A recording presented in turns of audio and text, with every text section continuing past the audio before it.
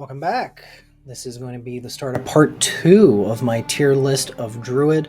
If you haven't caught the first part, I'll link it somewhere up around here. But today we will be looking through, or this video, we'll be looking through the high class, all right? Our A tier and, of course, our S tier. In other words, the best of the Druid subclasses. Without further ado, let us go ahead and get right on into it here. With our very first A tier, we have the Dreams Druid.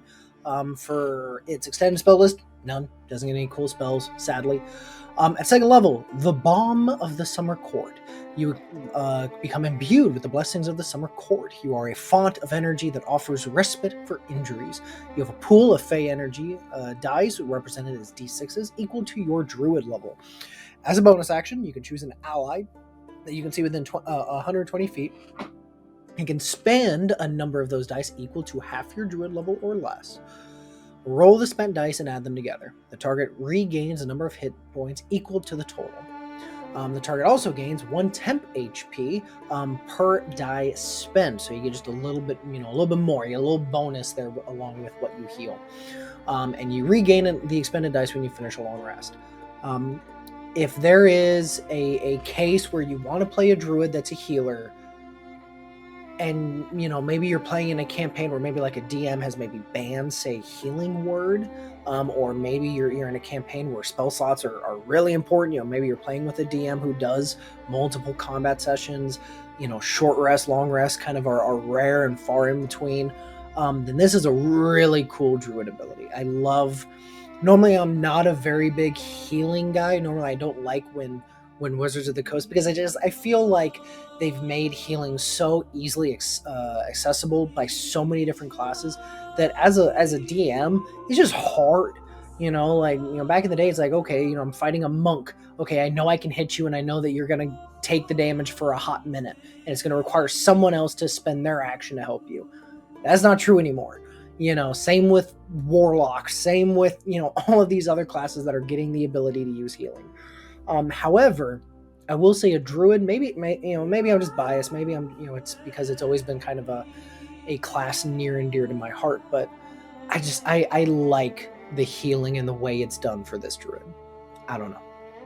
All right, at 6th level, you have Hearth of Moonlight and Shadow. During a short or long rest, you can invoke a shadowy power of the Gloaming Court to help guard your respite. At the start of your rest, you touch a point in space, and an invisible 30-foot radius sphere of magic, which is pretty, that's 60 feet by 60 feet. That's a pretty big circle that is centered on that point that you picked. Total cover blocks the sphere. While within the sphere, you and your allies gain a +5 bonus to stealth and perception checks, and any light from open flames, such as a campfire, torches, or the like, isn't visible to anyone outside. The sphere vanishes at the end of the rest or when you leave the sphere. I love this. I love, as someone who has played in campaigns with DMs who, you don't know if you're not going to get interrupted in that short rest. Looking at Rime of Frost Mating, look at Rime of Frost Maiden, looking at Curse of Strahd. I've played with DMs where it's a thing. You gotta have those watches set up, and they have those random encounter tables, and they're rolling on them. If you play in a campaign where your DM is at any time, is any sort of DM that's like, hey, short rest does not mean it's going to go uninterrupted. If you just have it, if you just, after the combat, you're just like, yep, we're just going to sit right here on top of the corpses of enemies we've just killed, and we're going to take a rest. This helps so much with that. I love this ability. I hope that it is something outside of combat, and it's such kind of a cool, and depending on how it's worded, because it says it the sphere creates this total cover. I don't know. I really dig it. It doesn't seem like it does much, but I promise in a lot of campaigns, a lot of survival-based campaigns, this is so cool. All right, Hidden Paths. At 10th level, you can use the hidden magical pathways that some Fae use to traverse space in a blink of an eye. As a bonus action on your turn, you can teleport up to 60 feet in unoccupied space you can see. Alternatively, you can use your action to teleport one willing creature that you touch up to 30 feet to an unoccupied space you can see. You can use this feature a number of times equal to your wisdom modifier, and you regain all uses when you finish a long rest. It is a better Misty Step. It is such, and you don't think I know what you're thinking. I know you're thinking, okay, what's a better Misty Step? But how is this? You know, there have been other abilities in previous subclasses that were just as good, if not better than this. How are you saying that this is A tier and the other ones are B tier or even C tier? This ability, I will admit, is combined with others, but something that's really cool and something that I think is not thought about on this one, hear me out, is the fact that you can willingly touch somebody. Granted, it requires your action, but you can touch somebody and teleport them 30 feet to an unoccupied space that you can see. This means out of combat, this allows you to literally teleport people up to the roof of a building.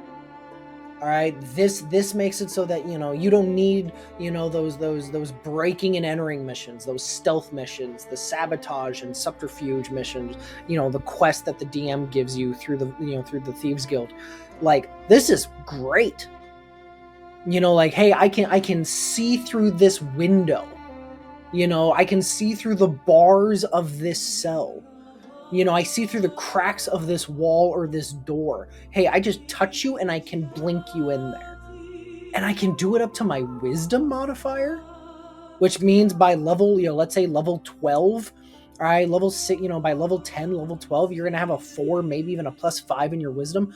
You're going to be able to do that to everybody in the party plus yourself. This gets you out of so many, and it's not a spell. There's nothing, one of the biggest things that, as someone who has captured a party member because he broke the law, I made sure to treat it like I think the people in that world would treat it. That means fingers, special gloves, like prison gloves, gauntlets were, handed out and forced on prisoners to separate the fingers so that somatic components could not be done. The hand gestures, bags of ingredients, spell components, anything of that like would be taken. A gag would be put in your mouth so that you couldn't use any verbal components, just things like that. And the fact that this just says you just get to do it. This isn't a spell. It says in the blink of an eye, you can traverse space. Like, this gets you out of, like I've said before, I think I said it in my Why a DM Should Never Fudge video. And I've said that there are so many abilities out there that are get out of jail free cards, which means that, this is something that is really hard to counter. It's hard to build encounters around or situations around. And if a party member has it, it's game changing, it's situation changing. This is one of them. This is an ability that it may not sound like much. Teleporting 60 feet doesn't sound like that big of a deal, but it is without spell. It is not a spell, so there's no spell slots, no stopping it, no counterspelling it. It is anywhere I can see in the blink of an eye. You could argue that Misty Step requires you to convert into mist and go somewhere. So if I see something that is through, if I have a crack in the wall or some kind of barrier between me and a place I want to go that would prevent mist, theoretically, rules as written, Misty Step wouldn't work, because you're converting into mist and then the mist goes to that location, not you disappearing here, reappearing there. That's what this ability does. And the fact that you can do it to someone else, granted it's half the distance, but still, you just touch a party member 30 feet that way. It is such a cool ability, and it can get you out of so many hairy situations. I promise, if you think about it and get creative with it, this will help solve so many problems. And the fact that they give you a decent chunk of uses every day, 4, maybe 5, because this is not a druid I would probably multi-class too hard, too much in and out of. So no, this is great. This is a fantastic ability. All right, what about our capstone? 14th level. The magic of the Feywild grants you the ability to travel mentally or physically through dreamlands. When you finish a short rest, you can cast one of the following spells without expanding a spell slot. Dream, with you as the messenger, Scrying, or Teleportation Circle. This use of Teleportation Circle, though, is special. Rather than opening a portal to a permanent teleportation circle, it opens a portal to the last location where you finished a long rest on your current plane of existence. If you haven't taken a long rest on your current plane, the spell fails, but isn't wasted. Once you use this feature, you have to finish a long rest to get it back. This is good. It's not as, say, I don't want to give it the term broken, but it almost is. It's not quite as crazy as your hidden paths at 10th level ability, but it's still really, really good. The fact that I get to choose Dream, Scrying, Teleportation Circle, I like that it's a different kind of teleportation circle. This is a get out of jail free card teleportation circle. This is a, hey, I have teleportation circle, and I want us to stay in this area for whatever reason. The quest we're on, we need to stay out of this area. We need to stay here. Sorry, we need to stay in this area, but shit's going down and we got to get out of here. Okay, great. Hold them off, or let's go find some place where we can sit for, I think it's a minute. I think teleportation circle, I think it's a 1 minute casting time. Okay, give me a minute and let me teleport us out. All right, and we can, and we'll be right over the ridge, or right across the forest, right across the mountain range, wherever it is that we took our last long rest. So we're not having to go all the way back to some other place. I love it. I love this Druid. I love the vibe of it. All of these abilities are abilities that I'm just like, yes, I as a party, like, not only would I love to have these abilities for myself, I would kill to have someone in the party be able to use these. Because I'm generally the reckless one as a player, probably because I'm a DM most of the time, and so it gives me the ability to be reckless. I'm going to take it. But no, just the fact that this, if I knew a party member had the ability to just like, hey, if shit goes down, like, it can get us out of here, that, like, it would open up doors for me as a player that, like, okay, I'm willing to take more risks now. I don't know. I love it. I love the feel of it. I love the vibe of it. The art is cool. A tier. Easily A tier. We'll keep it moving right into our next A tier here. We have the Moon Druid. This is one of those that it was good in the handbook, and it has somehow managed to survive all the power creep of everything else. I'll admit, I was a stickler of the Moon Druid for a while. I was someone who thought the Moon Druid sucked, and I hated it, and I absolutely despised it. Until I actually got to reading the last of its abilities and combined it with some other things that just the Druid itself gets, not the subclass, but the Druid gets, and I realized how broke this is, and it is. This is possibly one of if this is done right, this can be one of the most broken subclasses in D&D. All right, we'll talk about it.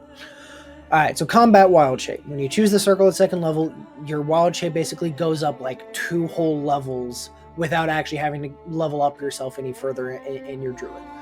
Basically, just as an action, when you wild shape, you get to go in as a CR1 instead of the previous ones. Also, it is a bonus action instead of an action, which is really, really nice. That means that you can immediately wild shape and then go right into your attack. Also, while you're wild shaped, you can use spell slots to actually do something. In this case, heal you. You regain hit points, 1d8 hit points per level of the spell slot expended. I kind of wish it was 1d8 plus your wisdom, but I digress.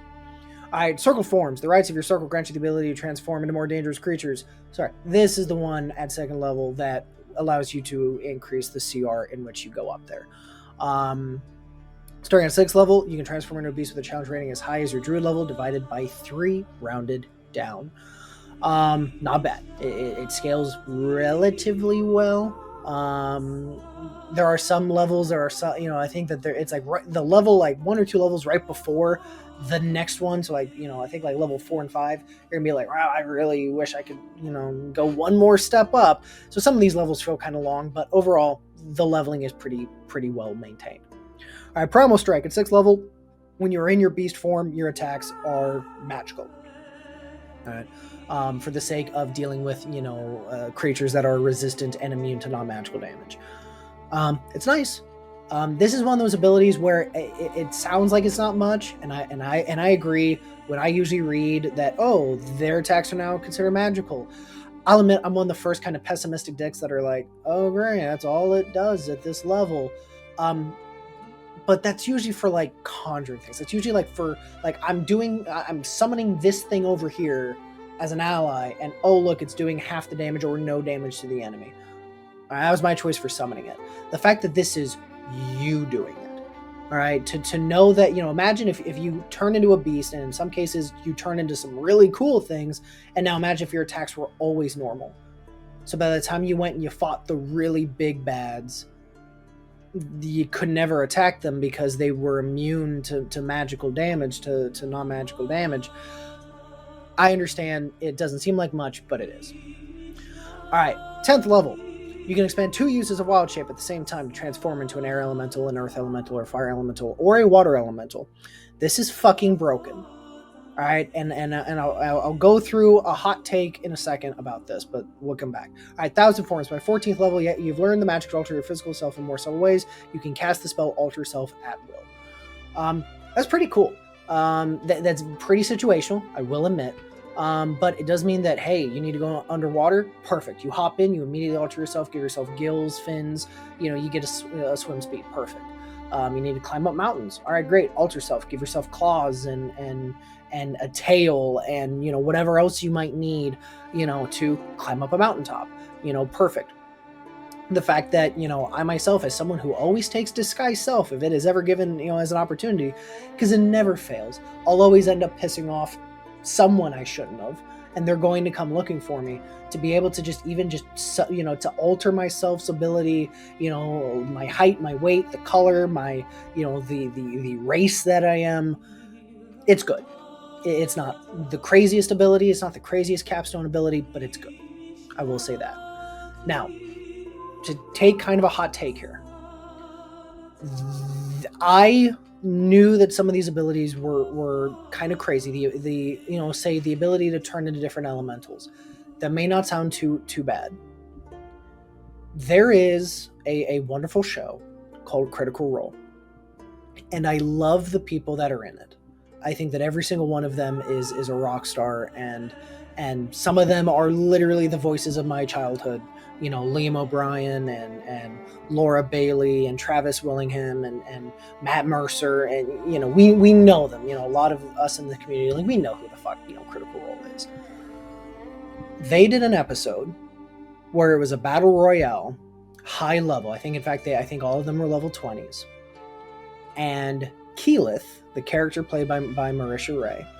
Marisha Ray's character used what, I don't know if she looked it up herself. I don't know if maybe someone in the community told her about it. Because I didn't really think about it too much until I saw it, and I realized just how fucking stupid it was.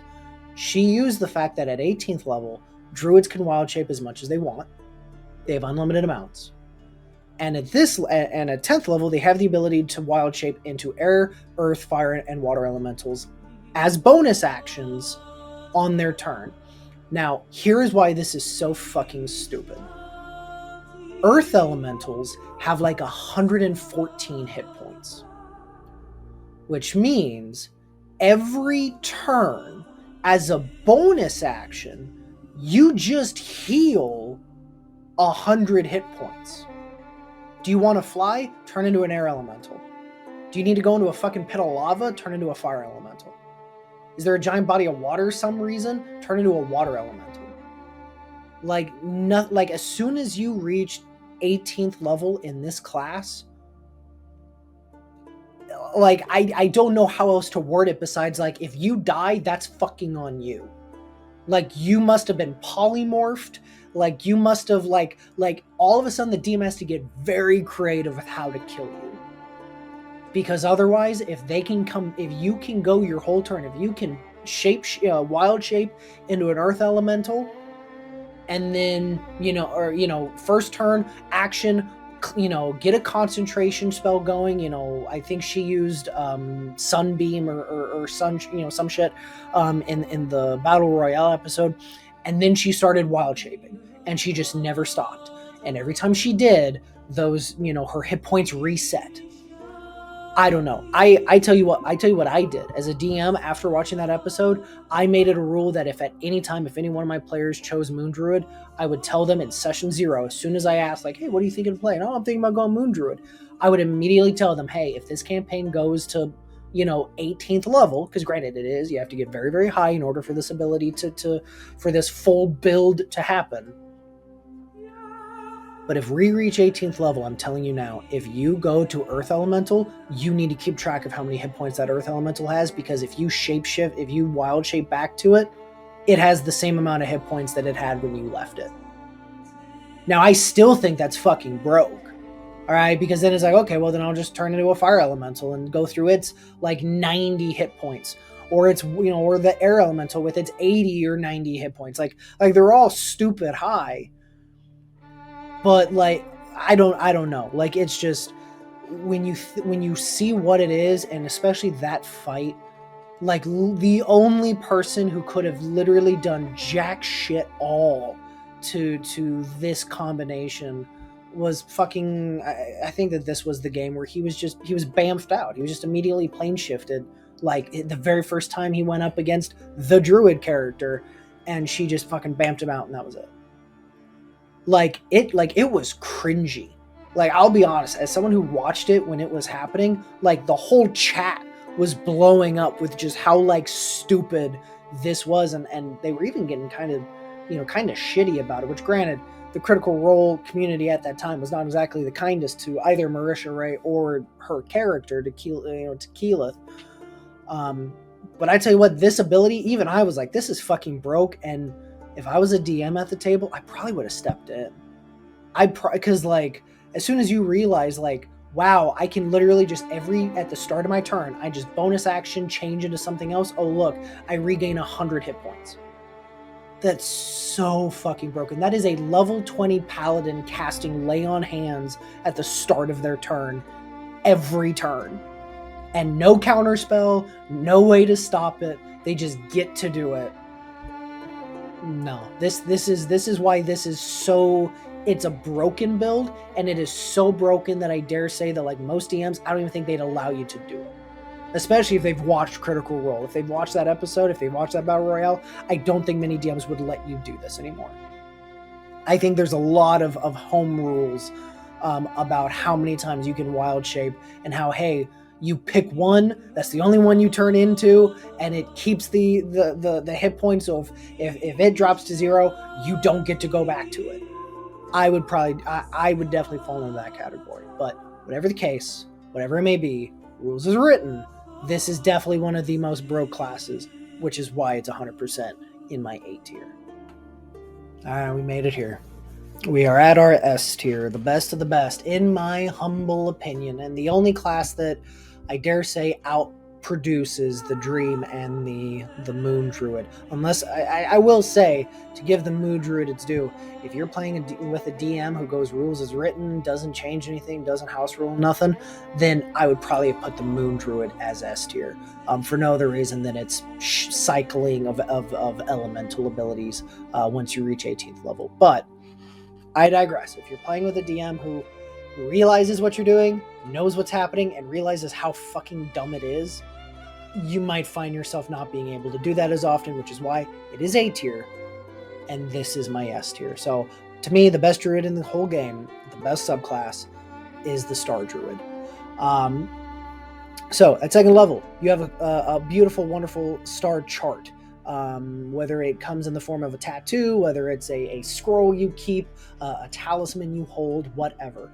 While holding this, you know the guidance cantrip. You just have it for free, which is really nice as someone who loves guidance, who is like, I'm that person who gives that shit out like candy. Like I tell the DM, like, hey DM, just assume that I am literally, like, as many chances as I get, if anyone is about to do something that I catch, that I notice that it would make sense for me to help out, assume I'm casting guidance on them. Maybe that's why I pissed off previous DMs. But anyway, you have the Guiding Bolt spell prepared. It does not count as a spell that you have, prepared yourself. So, you just get it for free, and you can use it without expanding any spell slots equal to your proficiency bonus.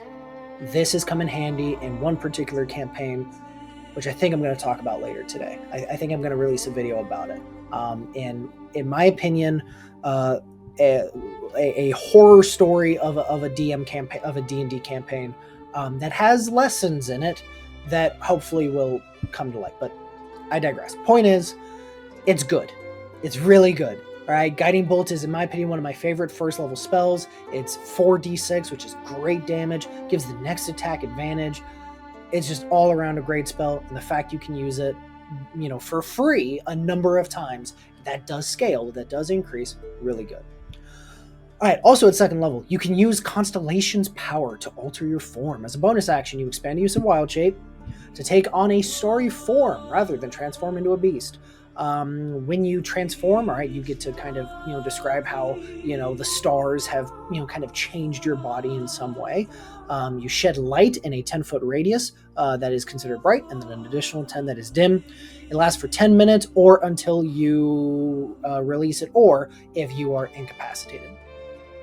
While you are in this form, you get to choose which of these, kind of like the Shepherd Druid, where you can kind of pick, the different kind of animals that your totem takes in the form of. Here you get to pick the kind of shape of Constellation. If you choose the Archer Constellation, then you gain a bonus action that allows you to cast a ranged spell attack, basically a starry arrow out of your hand with a range of 60 feet. And if you hit, it deals 1d8 plus your wisdom modifier in radiant damage. It may not sound like a lot, 1d8 plus wisdom, but keep in mind, this is at second level. This is a bonus action. There are clerics. Like, there are fighters. There are classes out there where the biggest weapon they'll ever be able to hold is a 1d8 weapon plus their wisdom modifier. Or plus their strength modifier, and you get to do it as a bonus action, like, with range. Like, this is better than you think it is, I promise. And it increases later. Anyway, that is the Archer. The Chalice. This is my favorite, to be honest. The ultimate healer I made used this.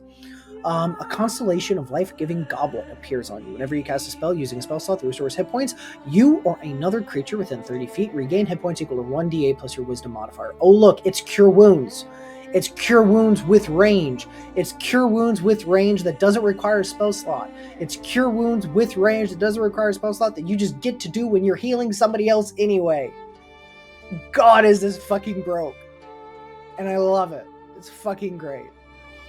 Alright, the last one, Dragon. The Dragon Constellation. A constellation of a wise dragon appears on you. When you make an intelligence or wisdom check or constitution saving throw when it comes to maintaining a spell, you can treat a roll of 9 or lower as a 10. I suppose, I'll be honest, I don't think I ever turned into a dragon when I played my Star Druid. Turned into a dragon. I don't think I ever used the Dragon Constellation just because the others just seemed better. I was keeping my range, I was keeping my distance, I wasn't really getting hit too often. But maybe if there was a reason where, like, hey, I'm about to cast a really big spell that I really need to make sure I maintain concentration on, I could see this being used.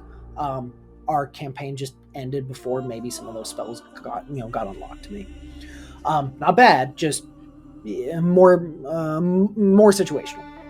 All right, 6th level, Cosmic Omen.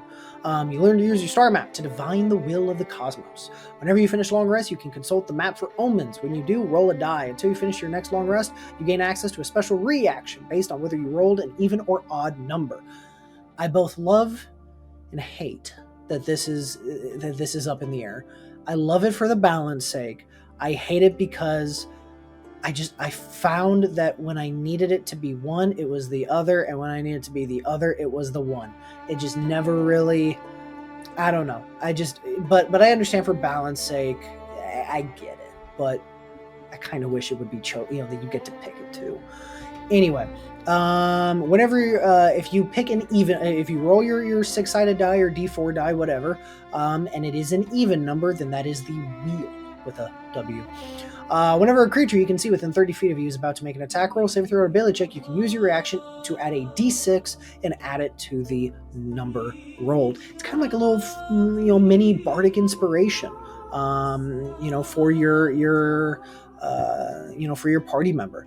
Or if you had rolled the odd number, then you get Woe. Whenever a creature you see within 30 feet of you is about to make an attack roll, save throw, or ability check, you can use a reaction to add to roll a d6 and subtract it from their roll. So one side helps, the other side hurts. You can use this reaction a number of times if your proficiency bonus, and you regain all of them when you finish a long rest. This was good. This wasn't crazy. This wasn't broken. But it is good. I will say, it's one of those things where at later levels, when people begin to kind of, when people's averages on rolls start to increase a little bit more, this actually gets better.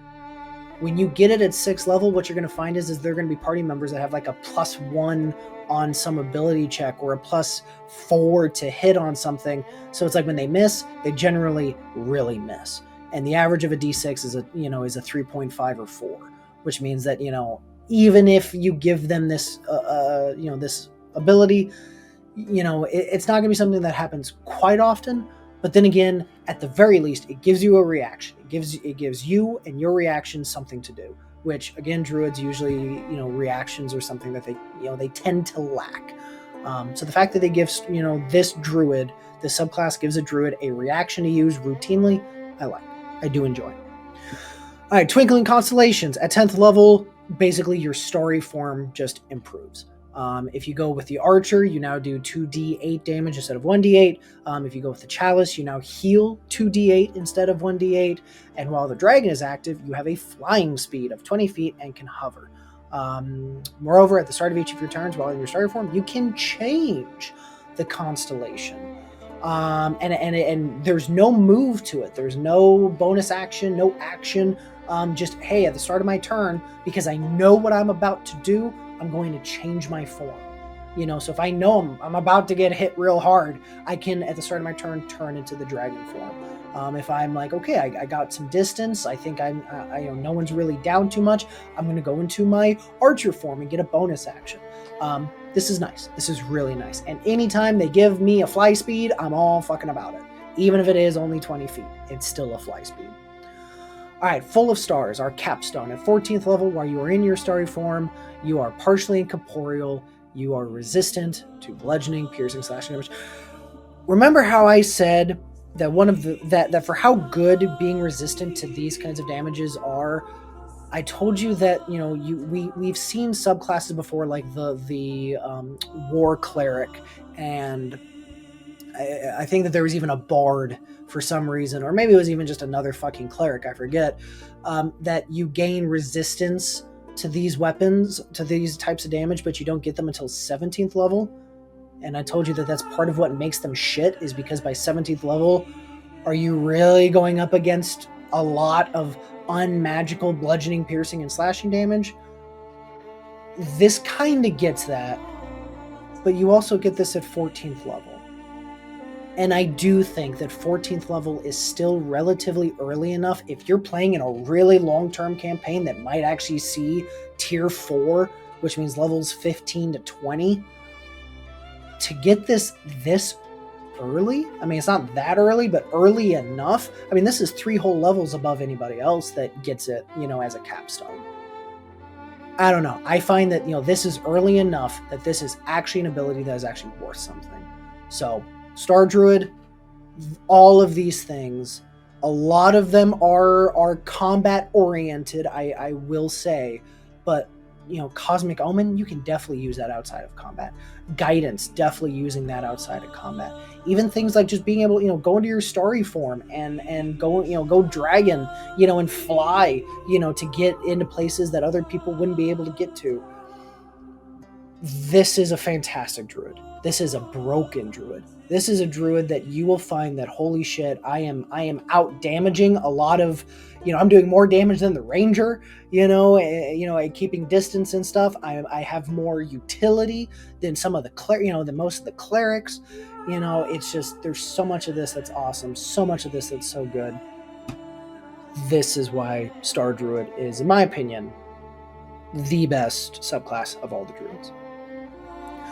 But that is my 2 cents. And that is the end of this episode and the end of this video. I hope you liked it. I hope you enjoyed it. Stay tuned. I believe, let's see, I'm in the D's right now, so I do believe that the next one that's going to come out is either the Rogue or the Ranger, I think. Maybe the Paladin, I forget.